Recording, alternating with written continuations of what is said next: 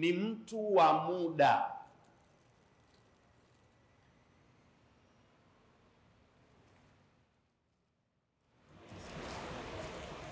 Muangalie mwanadamu,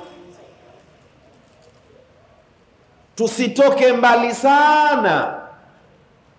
Tumuangalie mwanadamu kwenye kubebwa kwake na kunyonyeshwa kwake muda, ili ujijue wewe ni mtu wa muda. Kuishi pasina muda, kabla hatujaenda kwenye Uislamu, tuanze wewe as a person, kama ni mwanadamu, wewe ni kiumbe wa muda. 15 Ahqaf, tusitoke mbali na tusitue mwisho, kipande cha kati. Aya 15 suratul Ahqaf, wewe ni mtu wa muda. Wa hamluhu wa fisaluhu 30 shahara. Si kiumbe ambaye anakaa katika tumbo la mama afwal khatir, pia ni muda, mpaka ule ujauzito una muda. Kubebwa kwake kuwa ni mimba mwanadamu, jumlisha kunyonyeshwa kwake ni miezi 30. Mwenyezi Mungu ametaja ala al-aqalli wal ada, kwa kuzingatia uchache na sura ya kawaida. Mimba ya mwanadamu pamoja na kujumlisha ni jambo linakwenda kwa muda ndani ya miezi 30. Kaifa dhalika, tunapataje miezi 30? Unyonyeshaji kwa mtu anayetaka kusimama katika taratibu alizozipanga Allah subhanahu wa ta'ala, mtoto atanyonyeshwa miaka 2, si ndio? Na hilo la kunyonyeshwa miaka 2, Qur'ani imeeleza.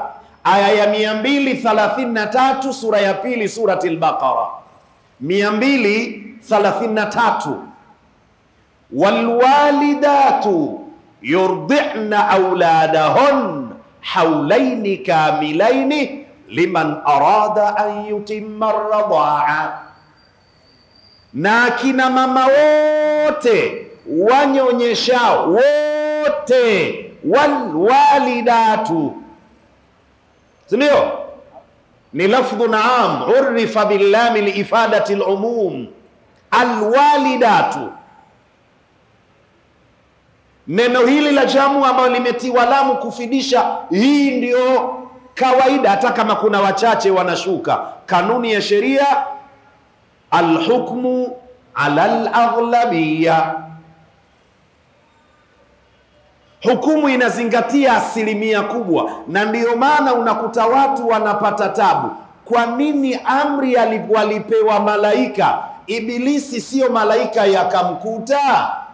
Alhukmu ala al-aghlabiyya, yeye alikuwa peke yake, timu kubwa ya malaika. Kwa hiyo hatuwezi tukawazungumza malaika na majini wakati jini ni mmoja. Tunatumia tamko la wengi, wana malaika, jini ataingia automatically.